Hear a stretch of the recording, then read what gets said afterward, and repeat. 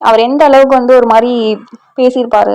இன்னொன்று வந்து அவரோட இன்டர்வியூல வந்து ஒரு மாதிரி சிரிச்சுக்கிட்டே வந்து எல்லாத்தையும் சொல்லுவார். எப்படி ஒருத்தவங்க சோகமா இருக்காங்கன்னா எப்படி அந்த மாதிரி எக்ஸ்பிரஸ் பண்ண முடியும்ன்றது வந்து எனக்கு ரொம்ப இதுவாகவே இருந்தது, ஒரு மாதிரி டவுட்ஃபுல்லாகவே இருந்தது.